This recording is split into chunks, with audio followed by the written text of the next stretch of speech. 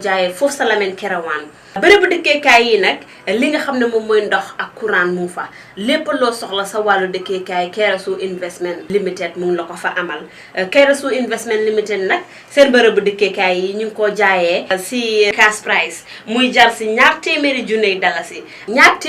$250,000 $250,000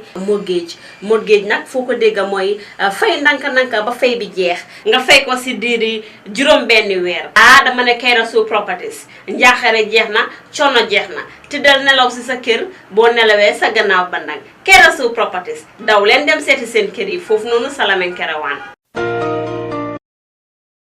Asalaamaaleykum askan wi mi ngi lay seetaan fii Gambian Talents TV man la seen xarit seen doomi ndey Mariam Cissé xam ngeen rek nu ma ko dee defee Saturday bu nekk dama ñëw fii toog indi leen young people yi nga xamante ne ñoo nekk si dëkk bi indi leen yi nga xamante ne tamit dañ am xam tamit li nga xamante ne moo nekk di dem si dëkk bi ñu ñëw fii review li nga xamante ne nag mooy TRRC the Truth Reconciliation and Reparation Commission ñëpp xam nañ ne nag TRRC bi tukki woon nañ fi nag dem nag di waxal nit yi di mandate of the TRRC di sensitise nit yi di waxal nit yi li nga xamante ne mooy TRRC bi nga xamante ne moo nekk di xew si dëkk bi time bi nga xamante ne yaa ngi jot na fi li nga xamante ne mooy nguuri boro bi nag taxawal fi li nga xamante ne nag mooy TRRC bi ñëpp si nañ nag waaye léegi nag dañ nekk continuer li nga xamante ne nag 2000 April 10 and 11 ni mooy problème yi nga xamante ne i xale yi dalal nañ ko fi mooy xale yi nga xamante ne dañ doon dem school ñu daal di jël ñu dañoo dem protect ñu téye leen ñeneen ñaakaale foofu noonu seen bakkan ñeneen ñi gaañu waale foofu ñeneen nag gaañu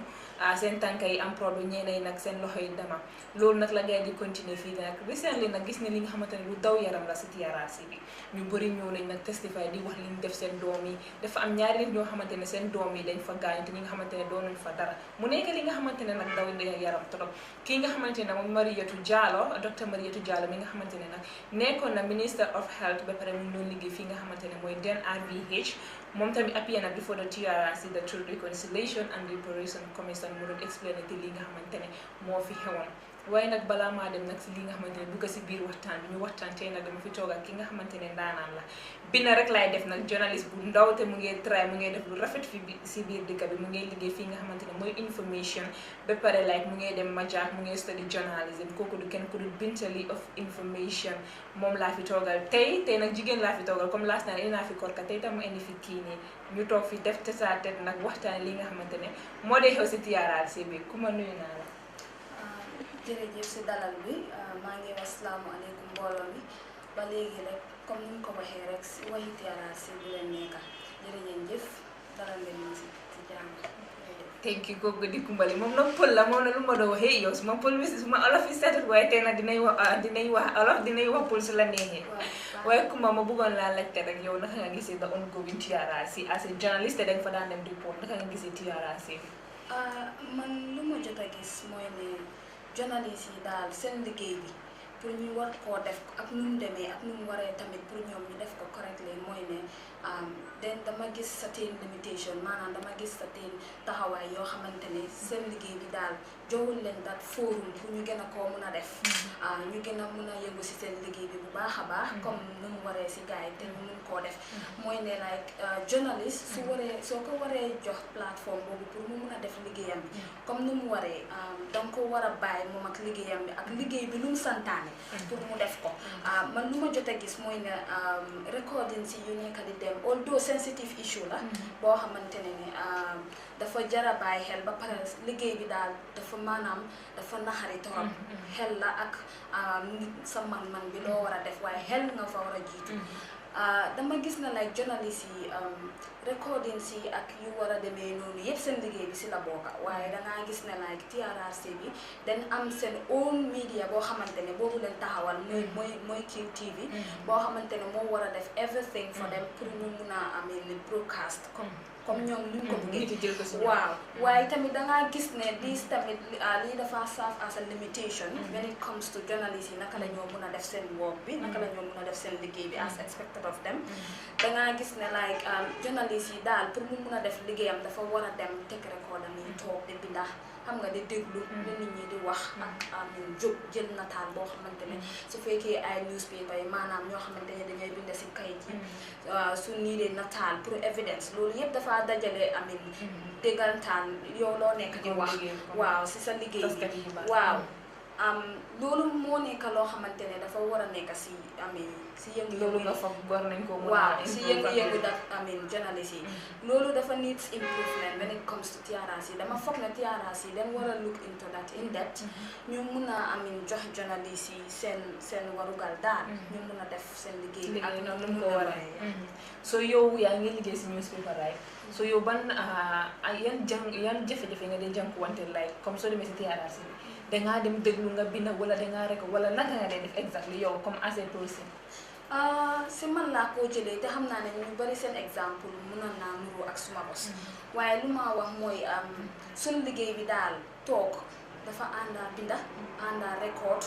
àndaa jël nataal yëpp si la bokka pour nga mun a wax ne lii dëgg la lii yëpp dafa am maanaam dafa am jumtuwaay boo xamante ne dina gën a dëgëral sa loo nekk di bindal maanaam dëgg bi dina ko mun a dëgëral nga xam ne keneen su jógee ne waxuma lii nga xam ne di nga dégg voice bi wala keneen ne waxuma lii bindal bi dinañ ko gis ak keneen su waxee ne man duma kii nga xam ne nataal bi dina fa nekk pour wane ne kii yow la te kii lu moo wax si yow dafa am loo xamante ne dafa am soo lii yëpp dafa bokk si liggéey bi daal benn du mun a dem bàyyi gannaaw benn bi soo ñëpp ñoo war a liggéey ñu gën a liyandoor man in person suma liggéey bi si journalism field bi in connection to TRRC dama gis ne like daf dee difficult in a sense that soo nekkul koo xamante ne danga gaaw si binda ak bàyyi xel dafa nekk loo xamante ne am na wax yoo xamante ne suñ ko waxee wax yooyu noonu duñ la mën a xaar yow ndax yow dégg nga ko wala dégguloo gars yi ñu ngay def seen liggéey ñu ngay def seen procédure andi like yow journaliste bi da nga war a being attentive da nga war a déglu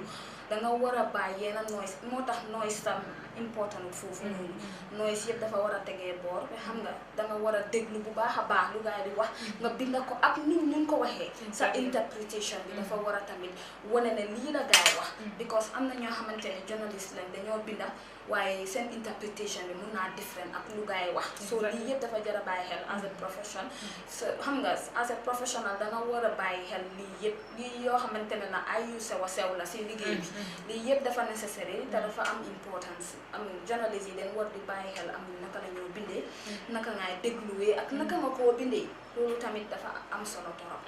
waaw so yow as a journalist danga daan dem report si TRRC bi naka nga gisee between relationship li nga xamante ne mooy journalist yi ak commissioners yi wala ak council yi seen relationship naka la mel danga daan am chance pour waxaa gaay wala relationship ak limitation dafa different relationship bi mooy naka lañ seen interaction bi ak journalist yi waaw interaction bi daal dafa xalaat so limited dafa des because dangaa gis na like ñoom commissioner yi maybe dañ am mandate boo xamante ne ak seen profession bi lu mu wax seen ethics bi in relation to their work naka la ñoo doxee ak naka la ñoo def seen liggéey bi ñun journaliste yi tamit am nañ suñ ethics waaye tamit su ñëwee si interaction yii nii xam nga dañu war a di déggoo because ñun dañoo jëli information from ñoom ñun ñu dem tas ko si dëkk bi so ñoom dañoo joxe information boobu noonu in relation to ñuy ñëw si TRRC so dangaa gis ne affaire yi mutual work la mutual understanding la raada ba pare nit ñi dañ war di bàyyi xel damaa gis ne like interaction bi dafa des ba léegi because dangaa gis ne like commissioners yi ak journalistes yi gaab boobu mu fa ñoom ñun dee suspect mooy journalistes yi dañ dee binda loo xamante ne dafaa yaaxal nit wala dafaa tanis image yi nit loolu profession bi su fa nekkutoon dëkk bi du dem journalistes yi ñooy fourth estate in this country so dangaa gis ne like ñoom seen taxawaay bi dafa important dafa am solo ci society bi so dangaa gis ne like nit ñi dañ war di xool loolu noonu xam nga baaxul si nit ngay xool the negative aspect of everything sometimes dangaa focus more on the positive nga xam ne dina mën a dimbale sa mind bi dina adopt into things that are of advantage to you so dangaa gis ne like lii yëpp dafa jar a suuraale dafa war a dañ ko war di seet su ñoo def suñ waxi and the like waaye dangaa gis ne tamit when it comes to limitation journalist yi dañ dee foog ne ñoom suñ leen duggee too much dañoo jël yoo xamante ne warut a dugga si public bi fële te loo xamante ne warut a dugga foofu noonu ne mooy council yi wala li nga xamante ne mooy commissioners yi nga xamante ne ñoo fa nekk day toog si table boobu noonu di ask questions yéen a dégg lu wax nag waaye kuma ma laajte la yow as a young person like yaa ngi jóg yaa ngi dem ba pare like yaa ngi study journalism xam nga yow naka nga gisee di ongoing TRRC su ma waxee di ongoing TRRC mooy comme mandate of the TRRC comme lu ñu fi ñëw fi comme di investiguer li nga xamante ne comme do's ak don'ts yi nga xamante ne président bi defoon na ko fi naka nga gisee loolu noonu comme good lii nii la alay comme nuñ ko defee noonu tiyaaraat yi pour du ñëw di suli li nga xamante ne moo fi xew because ñu bëri noonu lañ ko dee waxee li nga xam ne comme rey nañ fi nit ñu ñëw wax ko testify xam nga yow naka nga gisee loolu. wax boo xamante ne mu ngi xew si dëkk bi dëgg rek mooy taxaw. TRRC bi ni ma ko gisee mooy seen mandate bi mooy gars yi ñu investigate xam nga ñu establish the truth dëgg bi xam nga after ñu jubóoyal nit ñi ba pare ñu mun a find justice when justice is needed and who it is required so dangaa gis ne like dafa important waaye man nu ma ko gisee mooy dafa am both sides dafa am advantage mu am disadvantage dangaa gis ne like advantage bi mooy dangaa gis nit ñi ñoo xamante ne dañ dee yëngu-yëngu si ay bon yi ay yokk naka sulut noonu loo xamante ne daal jarut ko gars yi di ko def te time boobu noonu ak situation boobu noonu seen sago mun naa am nekk fa wala mun naa am mu fa depending on the interest ñoom bu ñoo look into so dangaa gis ne like situation boobu noonu at that time moom maybe xaalis leen gis wala dara leen gis moo tax gars yi def ko even though xam nañ ne baaxut wala baax na understand nga waaye tamit nga xool beneen boor bi tamit nga gis ne like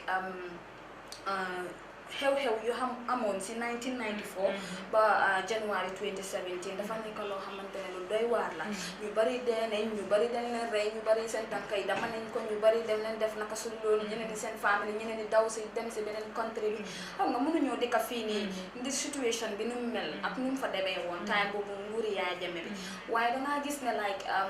as a young person lii problème bi nekkut ne mag yi la gën a affect dafa affect although everybody almost everybody waaye dangaa gis ne young people la gën a affect because suñ future bi si loolu la connect dangaa gis na like young people pour ñu mun a dem si kanam dafa am jaar-jaar yoo xamante ne ni su fekkee ne yaaxu-yaaxu mu fa su tuutee sax mun nañoo affect as far as young people yi seen initiative bi ak seen interest is concerned waaye dangaa gis ne like young people in everything they are the backbone so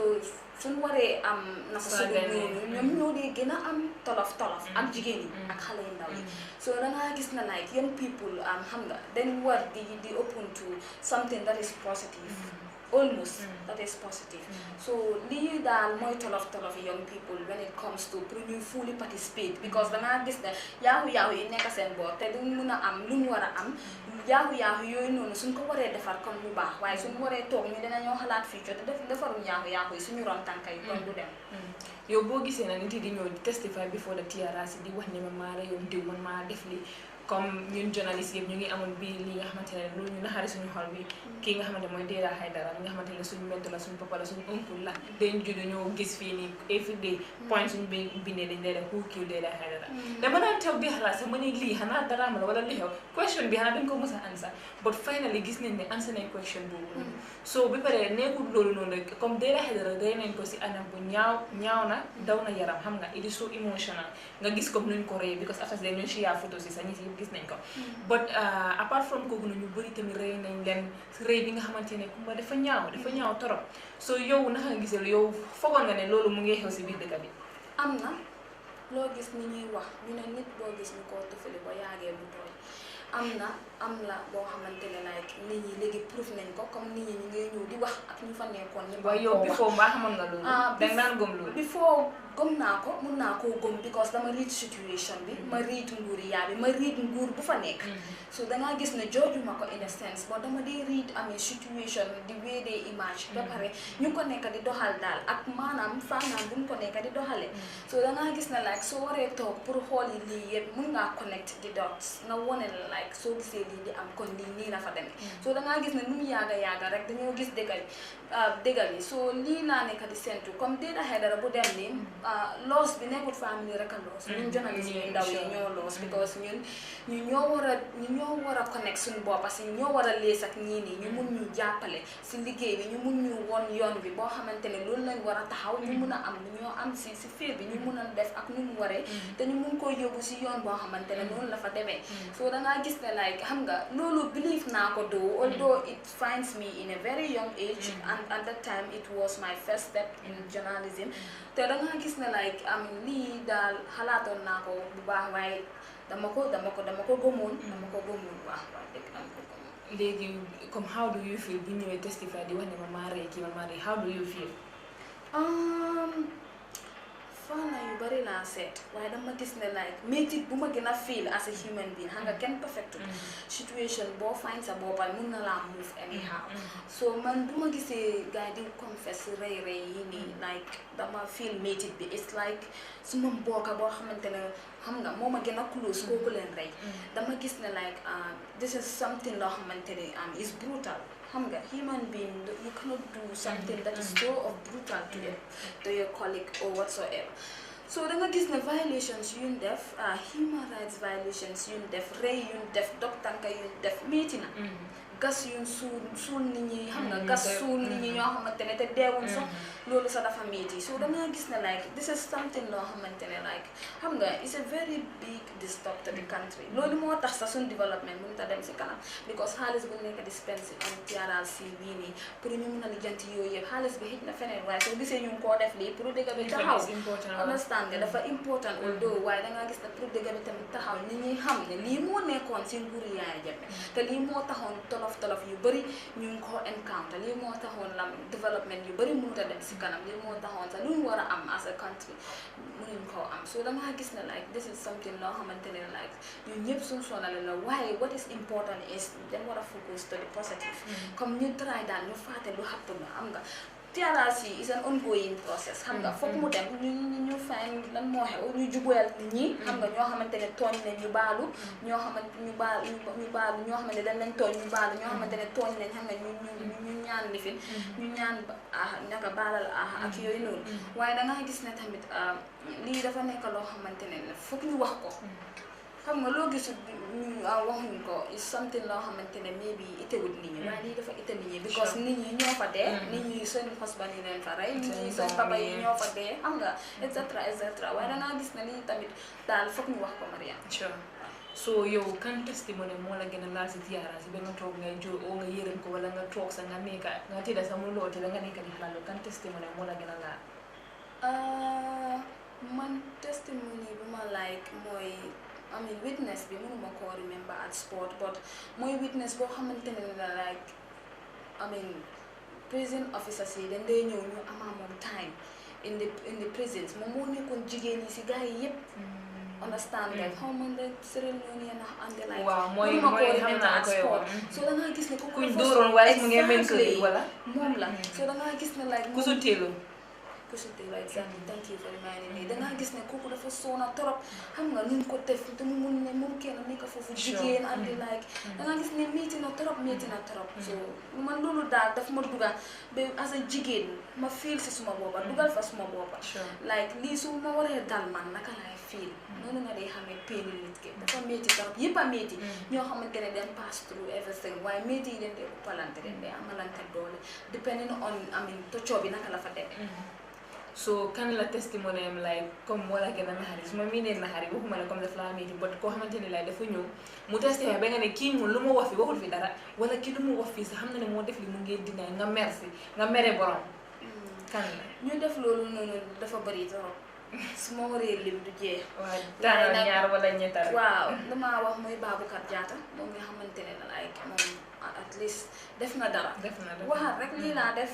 nit ñi appreciate la xam ne ne da nga wax dëgg despite mu nekk a difficult situation da nga wax dëgg because ñuy appia yëpp te leen reyoon they are in a situation of dilemma ida nga wax dëgg o nga dem ak fen te nga face the consequences so nga wax dëgg mu gën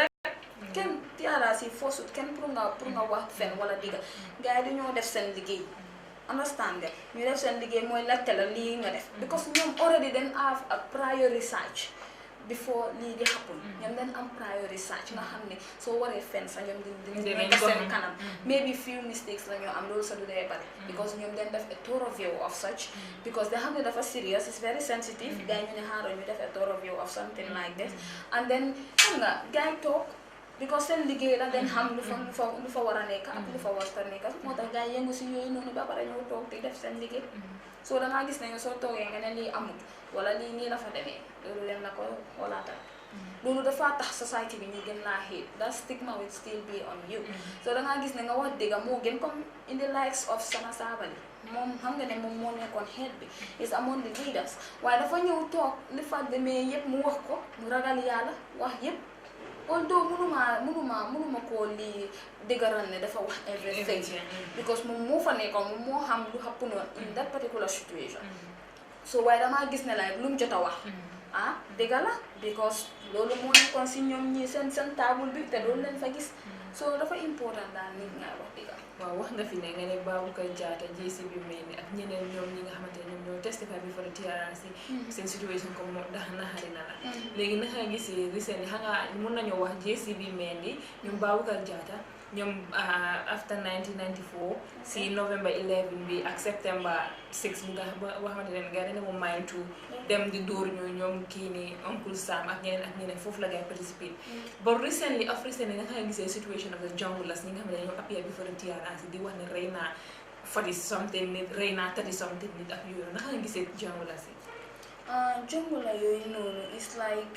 they are in a situation of difficulties because dangaa gis ne like def nañ ko de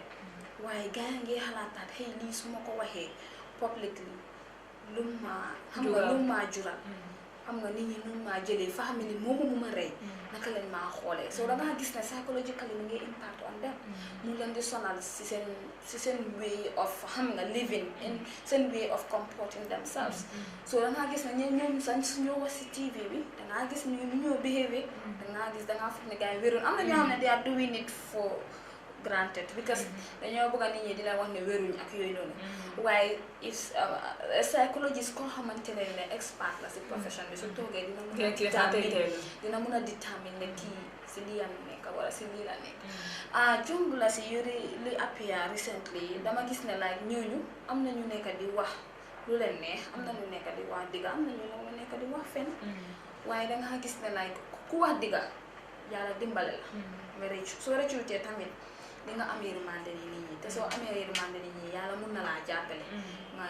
nga rëccu si waaye soo waxee ne comme doo wax digga ak yooyu noonu daf laa sonal soo jomb la si nii recently ñu wax nii nii man dama leen gis someone koo xamante ne xam nga doo mun a joj nit waaye situation bu def noonu at that time moom lañ nekk nit ñi nekk di leen joj si kaw so yow jomb la si xam nga dañ daan jël commande ñu ne seen lii bi comme seen profession daf dee dem comme chain of command kii dafa wax kii lii kii wax kii lii gars yi ñëw def lu ñoo def dafa am tam ñu doon wax ne Yaya Jammeh moo nekk di big man su paree moom moo dee jox kii nga xamante ne nag mooy Sol Badji order Sol Badji jox ñoom tumbul ñoo jox ñeneen ak ñeneen yàlla def nag Moussa Jammeh gaañu na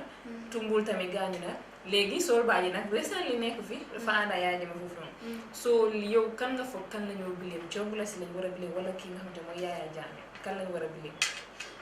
bileem bi daal gars yi dañ koo séedoo séedoo de dañ koo séedoo jël 50 wala am na ku faa jël 50 am na ku jël 25 am na ku jël 75 am na ku jël léegi bileem bi ñoom ñëpp a ko moom because no matter what sa faith danga ko war a guide xam nga that self esteem dafa war a nekk pour guide la in the right way gis nga yow for example yow Mariam soo ma nekk yow yaay suma boss nga ne ma ne Kumba defal lii understand te ma xam ne ne diggantaan lii baaxut even nga maa tegal million sax du ma xool àdduna de àllaaxira laay xool waaye ñu bari amuñ faith bii nii moo ñu nekk di ñu sonal soo dangaa gis ne nag dafa nekk problème si ñun understand lii foog nga développe ko sa boppa nga miin ko nga di ko dundee mu nekk si yow waaye su fekkee dafa nekk loo xamante ne yow soo ne dangaa xool interest kese no matter what as far as yow you are not hot rek yaa ngi baax loolu du wax bi rek so da nga gis ne man problème bi although directives bi at that time in that situation in that particular time dama ko lu bëri bi yëpp dama ko jox président bi understand nga because moom he has a final say ba pare moom he was ruling according to the way he pleases so da nga gis ne lu mu bëgg a def loolu la moo def understand te lu ko bëgg a wax ne defal lii kum la lu mu la bëgg a def moom daf la koo def straight away no other command no extra whatsoever decision and they like moom lu mu bëgg a def loolu la moo def mu neex na mun na xari la lu mu bëgg a def loolu la moo def but xam nga ne Yaya Jammeh like sorry to say this but then si problème bi dafa dugal ñu bëri because of recently dama jaara def nii rek because doo fii dañ ne we are talking about the TRRC commission but recently ñu yëpp gis ne li nekk di xew mooy Janneh commission bi after si biñ pare kii nga xamante ne mooy Modou Sabally like comme he's helping young people to be honest Njogu Ba moom tamit he was doing great Edward ñoom kii nga xamante ne mooy Yankuba Touré ak ñeneen but finally Janneh commission buñ finalize seen everything dañ ne Modou Sabally du mos a liggéey si government xoolal loolu noonu rek comme how young he is problème Yaya Jammeh moo ko dugal si loolu noonu ñoom Edward ak ñoom Yankuba man loolu I have nothing to do with dañoo suñ fi liggéey sa ñoo xam man loolu I have no problem with that ñoom Njogu Ba di same thing ak ki nga xam Mr Cissé ñoom ñëpp dañ leen ay léegi duñ liggéey waat fii si government bi moo tax it waaye comme su nguur bi defee sax ñoom comme noo wooyee ñoom tamit am nañ si siya because da nga war a bàyyi sa xel yéena yi su la waxee defal li da nga war a xalaat the interest of your country waaye bul dee jël dara rek nga koo def for the sake of your coobere comme yaa ngi yow sa coobere yow sa plaisir rek nga nekk di toppa nga nekk di toroxal li nga xamante ne mooy askan wi nga nekk di def loo xamante ne méngawul ak li nga xamante ne mooy the constitution of the country so of recently tam gis nañ fi youths yi nga xamante ne like Kumba ñu leen di téye ñu ne dañoo dem demonstrate ak yooyu nañu téye leen te ñun xam nañ lan moo ñu xewoon fii year 2000 April 10 and 11 understand nga ñooñu ngeen ñëw appuyé still si TRRC bi but suñu waxee lii defaluñ leen dara ñoom dañ demoon protest ñu ne dañoo dem fay seen right léegi loolu lan la ñu jural tur amuñ tus so yeneen youths yi tamit di jóg ñu dañoo demonstrate novembre xama décembre su jotee baro su waacut ga dañoo démonstré dañoo def lii dañoo yaaxa fii nii foo xamante ne government moo fa defar dañ koo yaaxa yow na nga gisee situation boobu nag ban advice nga amoon youth si man youth si lu ma am pour wax leen moo maanaam mooy ñoom ñooy future leaders ñoom dañ jara bàyyi xel torop ñoom daal ñu yëngu si loo xamante ne daal daf leen sonal dañ ko war a wax mooy dëgga te dañ ko war a wax nañ ko def nañ si yëngu waaye mu nekk si kaw yoon boo xamante ni dafa war mu nekk si kaw yoon boo xamante ne jaama la mu nekk si kaw yoon boo xamante ne daal amin daf leen di jural jaama te ñoom seen concern dinañ si liggéey waaye wala nguur boobu dina si taxaw xam nga loo gis anything dialogue la soo jógee nga ne dangaa def something wala dangaa def dara forcefully daf laa sonal understand nga li soo say dee wax ne kabaan yaa kam faatu te yi kaanim bam kóola dom doo fa dee am sa sago ok léegi dangaa gis ne like loolu dafa indi tolof yu bari youth yi daal suñ gisee ñu démonstré nga xam ne daf leen sonal lu leen sonal duñ gis rek ñu def unnecessary demonstration because dangaa gis ne like ñoom ñooy future leaders of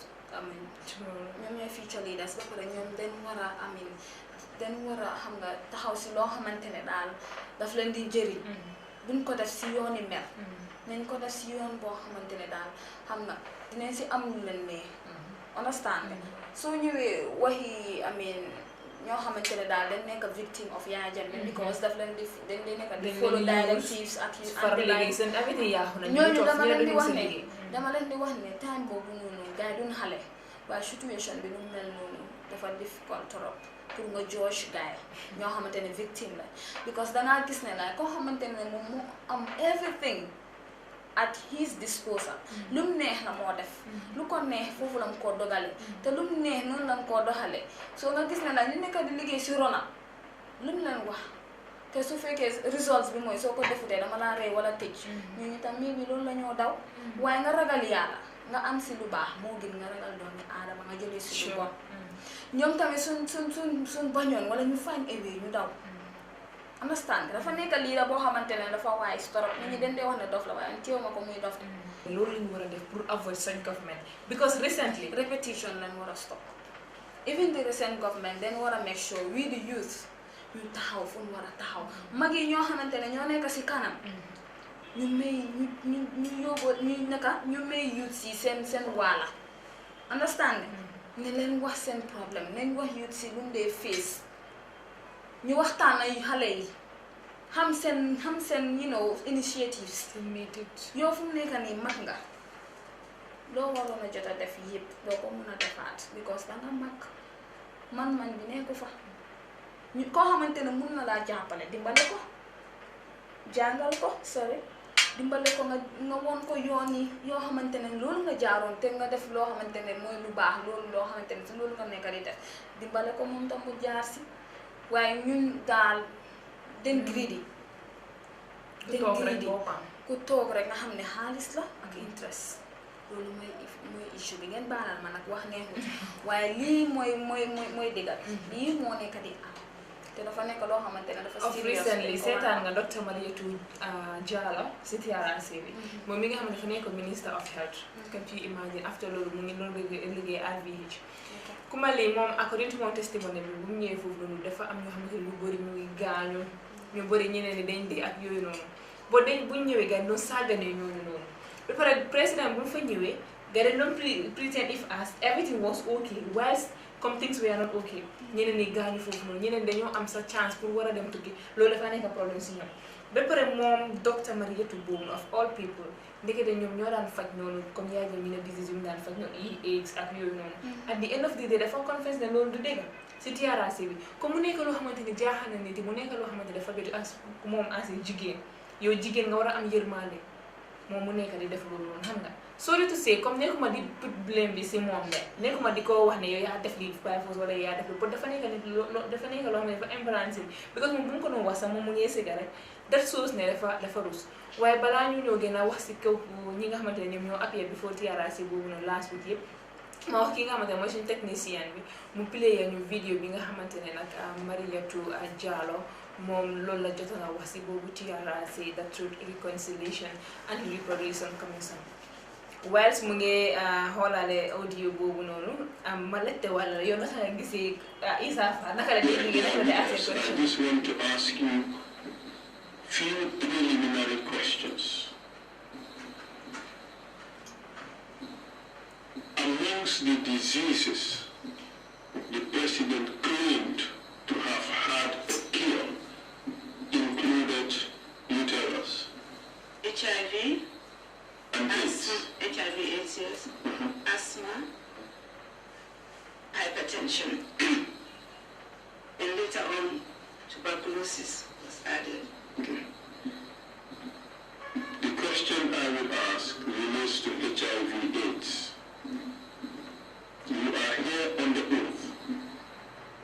Was the treatment program truthful or was it a hoax?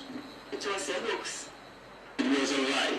It was a lie. And the doctors who participated in that knew it was a lie. Yes.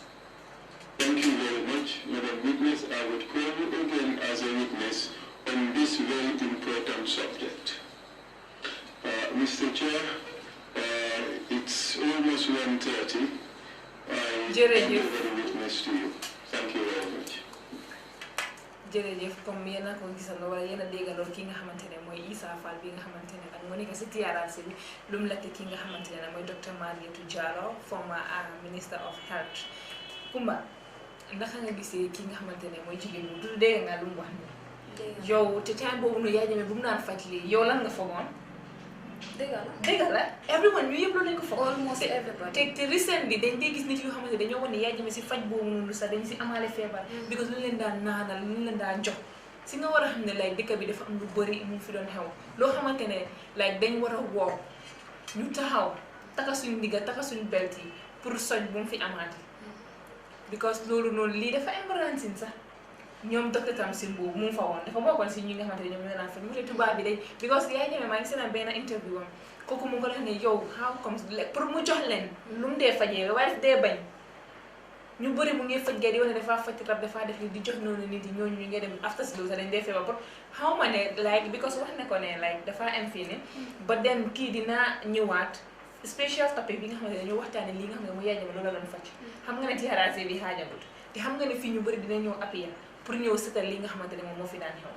la nga am pour wax si lii and xam naa ne comme yaa ngi surprise anyways comme hearing this man keroog moo ko déggee I was like déedéet noonu laa tëjee suma book bi dem ma paak suma bagage yi ma dem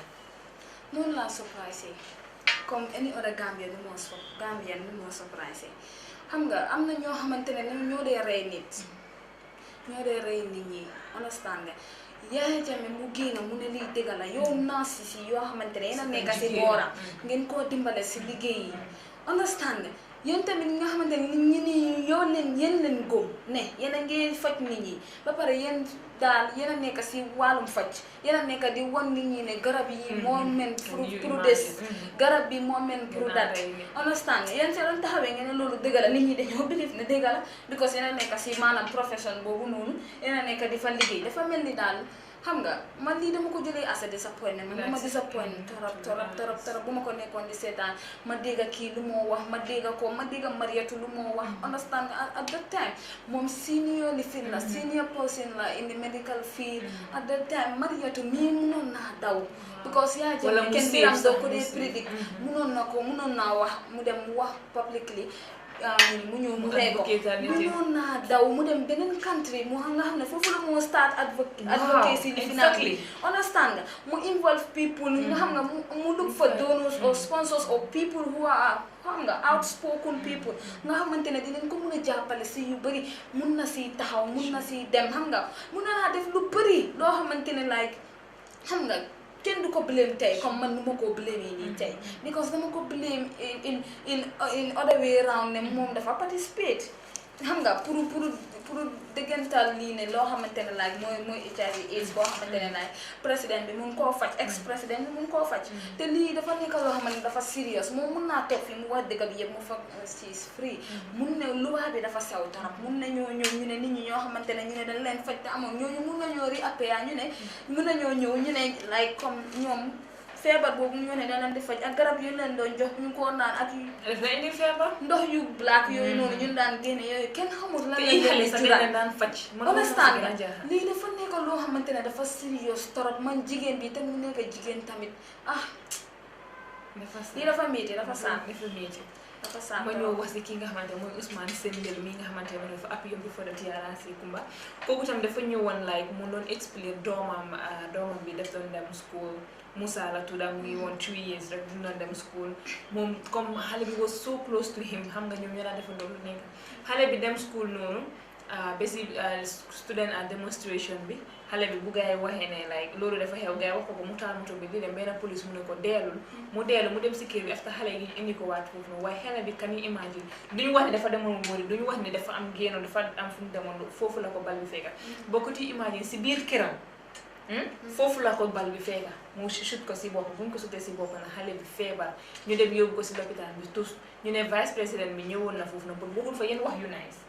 ñu ne wax yu ñaaw la fa wax after mu ne kooku profession yow nga ne yow docteur nga nit yi suñ ñëwee yow you have the right pour nga save ñooñu yow loolu loo tax nga toog foofu noonu waaye waruloo nekk di saagee ne bakken yooyu noonu wala ay xale yu ndaw ñaata xale lañ ñàkk si loolu noonu mu nekk loo xamante ne so emotional mu nekk loo xamante ne soo ko naree wax yow sa xol bi dafa jóg si loolu noonu kon nag tey lii lañ leen amal waaye balaa ñuy tàggatoo rek yow ma jox la nga wax sa final message ak lan nga bëgg a wax loo xamante ne feel nga ne like we should discuss it here lettew ma la ko feel free to do so. Mariam jërëjëf si loo ma dalal bi baax na seela na man lu ma wax mooy yàlla sax dafa jël nit doomi aadama mu diisal ko because yàlla daf ñu mbindeel bi yëpp bu mu binda ñun la gën a ginnaaw because dangaa gis ne xaj mu ngi si biti danaka leneen mu ngi si biti ñun ñu mel ak ñooñu ñu mel du di sim nit warut a nekk place nga war a koo diisal